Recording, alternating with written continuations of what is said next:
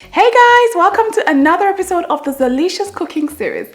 Now today we're doing something slightly different, and like the title of this video suggests, I'm about to give you some tips for your holiday party hosting.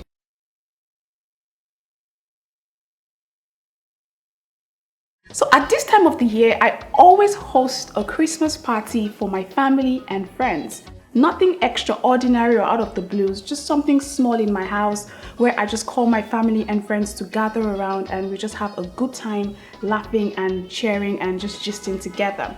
And I thought it best to share my tips with you just in case you want to do something different from the norm that you're used for. Like for example, if you don't host parties, if you don't host Christmas lunches in your house, this is a good time or this is a good year for you to actually host a party for your family and friends. And when I say party, I don't mean bringing a whole crowd of people. It can even be a party with just you and your best friend. It can be a party with you and your kids. It can be a party with you and your brothers and your sisters. Or it can even be a really big party. It's up to you and up to your budget. So I'm going to be sharing some of the tips that have helped me through the years so that you can have a fun-filled experience and make it a memorable one for your family and friends. So my very first tip is this: choose a theme for your party. Now, when I say a theme, yeah, we know it's the Christmas season and all themes should be Christmas. So when I say theme, I mean it's more like choosing the location for your party. I personally like to have my parties in my parlor, like in my sitting room, because it's cozy and it's intimate and it brings everyone together. Everyone has an opportunity to blend and mix up. But you can choose another location for your party.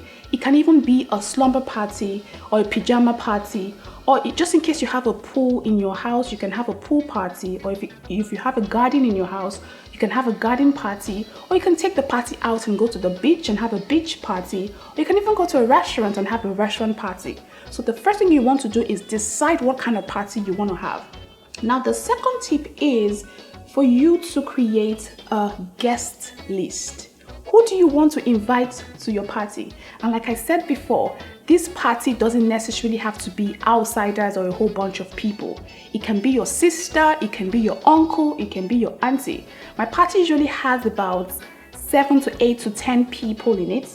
10 of my really closest friends and family. So choose your guest list. It can be 2 people. Remember, it doesn't have to be a bunch of people. I'm overemphasizing it. Don't say I talk too much. So choose a guest list and just write it down on a pen or paper, those that you want to invite. And the third tip I'll give is ensure that you send your invites quite early. Let the people that you're inviting know that you are hosting this party on this date. Usually I host my parties after Christmas because I know that my friends would like to be with their own families on Christmas Day. So it's just best to have it after Christmas. So I usually host it on the 26th or the 27th. So you want to let them know, oh, I'm going to have this party. You can even have it before Christmas if you want to. So let them know ahead of time that you are hosting a party so that they can clear their schedule and then let you know if they are going to be there. That's just in a way of RSVPing. I must also add that your invite does not necessarily have to be a big deal. You don't necessarily have to go create hard copy invites and send it out. You can do soft copy invites, send it out on WhatsApp, send it out via text, or you can even call to invite those you want to invite. The fourth tip I'm going to give is this: the life of every party is in the food and the drinks. After you have decided what theme and who is coming, the next major thing you have to talk about or you have to think about is what you are going to be serving. So it's very important that you create a menu list. Now for my parties, I always like to have a variety of dishes, my favorite dishes. I make as much as 7 to 8 dishes, but you don't have to make as much as that. But you can make so much so that they have a variety and that everyone's need is met and they are truly satisfied. So after creating the menu, you distinguish between the dishes that you're actually cooking at home by yourself and then the ones that you're going to purchase from the store. Now, when you've identified the ones you're making, you further expand the list by writing out all of the ingredients that you need to make the dishes that you're cooking at home. You want to do it way ahead of the party time, maybe a week or 2 before the party. It saves you a lot of stress and a lot of last minute hassle and bustle and stuff. So after expanding your list and deciding what ingredients you need for the different recipes you're creating, you go ahead and identify the ingredients that you have readily available in the house and the ones that you have to actually purchase from the market. After you've identified that, you further go ahead and identify the ones you're purchasing from the local market and the ones you're purchasing from the supermarket. Now, this is how I break things down in my head so that I don't have a stressful shopping. So afterwards, you go to the market, you purchase what you want to purchase. And if you're going to be doing a lot of shopping and then you have quite a lot of things to do, I suggest that you go to the local market on one day and then schedule another day to go to the supermarket to buy the things that you want to use for the party. So a few days before the event, usually maybe 2 days or 3 days before the event, ask yourself, what can I do to take away some more stress from me on the main day of the cooking? For example, like marinating your chicken. Are you using chicken and are you going to marinate it? You can do that 2 days before the event. Are you making a salad? You can actually make the salad before the event. Do you have to chop up some vegetables? Clean out your sitting room before the event. You can put up your decorations before the event. You can put out all of the things up. You can wash the dishes you're going to be using for the event. You can do that before the main day of the event. And another thing to add is you can also keep your drinks in the fridge to start cooling so that you don't have really hot drinks on the day of the event. Then on the day of the event itself, it's always advisable that you start your cooking really early. Now, these tips are for those that decide to cook the food by themselves, such as me. I like to cook my food myself. I'm a multitasker and I can do things really fast. I can create as much as 6 to 7 dishes in less than 3 hours. But if you're not a multitasker like myself, what I'd advise you to do is always start with the hardest recipe first. For example, if your menu calls for fried rice, chicken, plantain, and salad, we all know that the hardest thing to make out of that menu is fried rice. So you start by making your fried rice first and then proceed to making the easier dishes. But it's always better to learn how to multitask so that you can do 2 or 3 or 4 things at the same time when you're in the kitchen. It saves you a whole lot of time and it saves you a whole lot of stress. Okay, so the next thing you want to do is you want to plate your food really well after cooking. You need to get your platters, your serving dishes, and just ensure that the food is well plated and garnished. You have to garnish it, make it look pretty and colorful and beautiful. And remember to also plate the ones you ordered, like the finger foods you ordered from the food vendor or from the supermarket. Ensure you plate them when you get your small chops, your donuts, your croissants, and all of that. Ensure you plate them nicely on a platter. And guess what? People would actually really think that you made it yourself. That's my favorite. And then set it up wherever it is you want your guests to actually serve themselves. Either you want your guests to serve themselves or you want to be the one to serve them. But it actually makes things easier when you plate your dish in beautiful serving dishes and make them really look attractive and very, very beautiful. Now, that is the food aspect done. Let's continue with the planning of the party.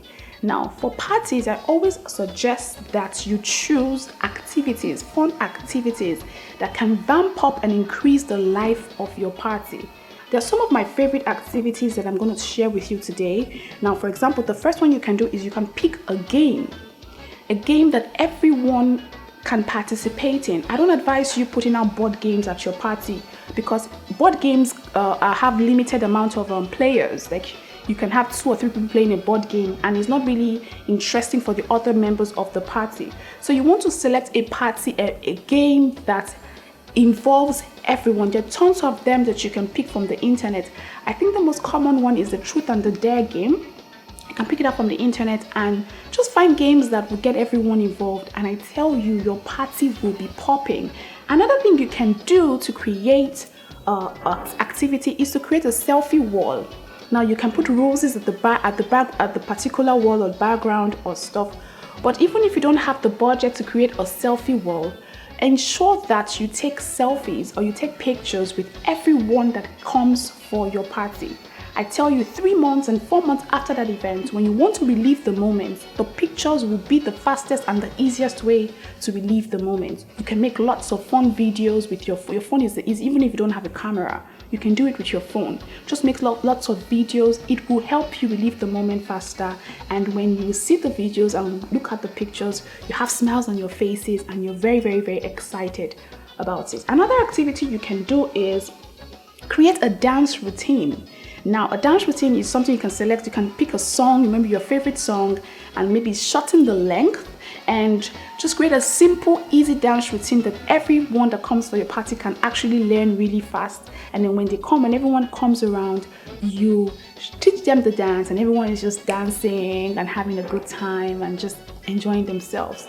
Another thing you can do is you can actually do karaoke in your house. Now, you don't need to have the karaoke machine to do that. There are many karaoke apps right now. You can use your TV to do it, or you can even just download some instrumentals on YouTube and you guys just sing along. You can use a bottle and hold the button and let the bottle be your microphone. The next thing I'm going to talk about is the music.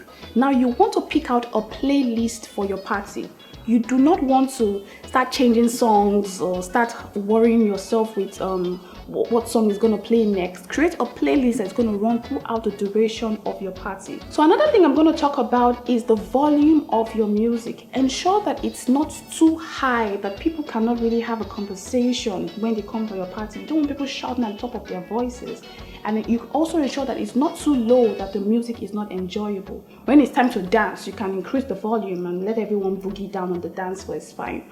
Another tip that I'm going to give is that when your guests start to come in, you need to provide them with fast finger foods and things that they can munch and drink so they don't get bored waiting for the food. Because trust me, everyone is coming to the party for the food and maybe the dance and the drinks. Another tip I'm going to give is that you encourage your guests to crack jokes, encourage them to interact.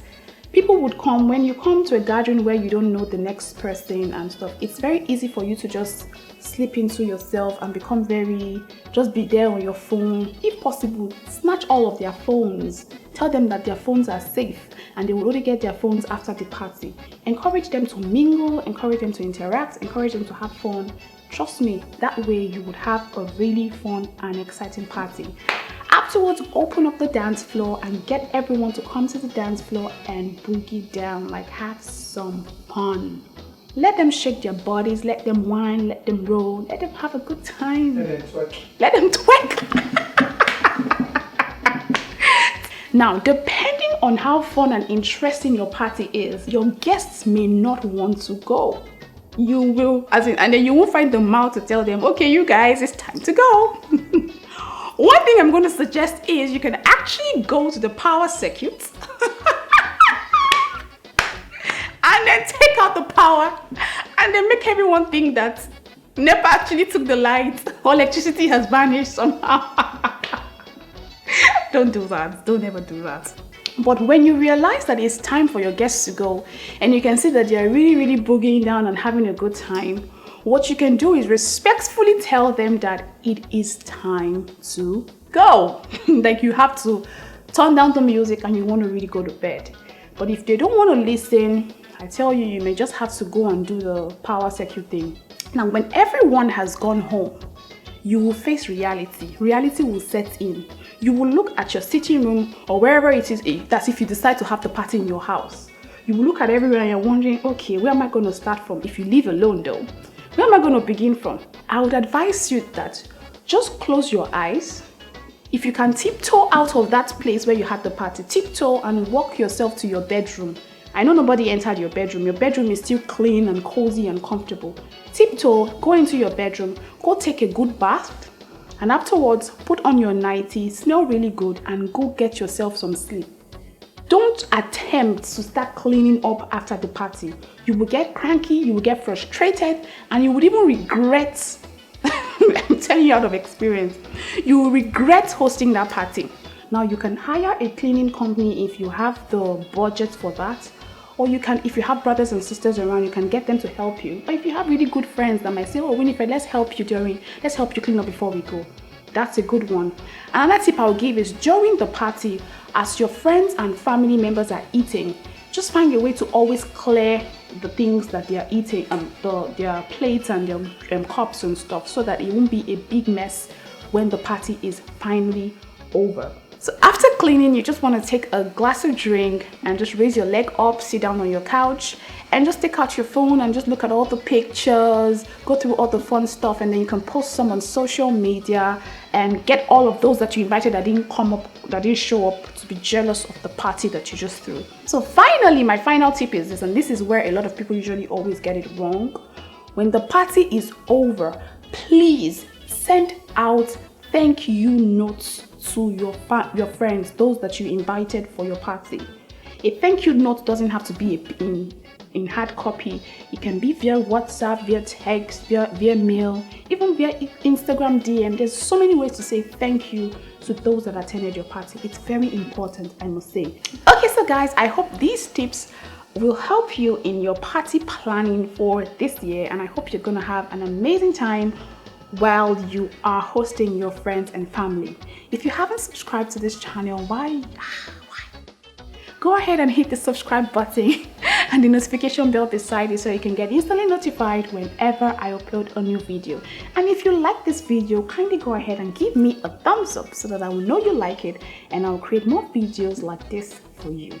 I wish you all a Merry Christmas and a Happy New Year in advance. Remember to love yourself generously and be very, very kind to one another.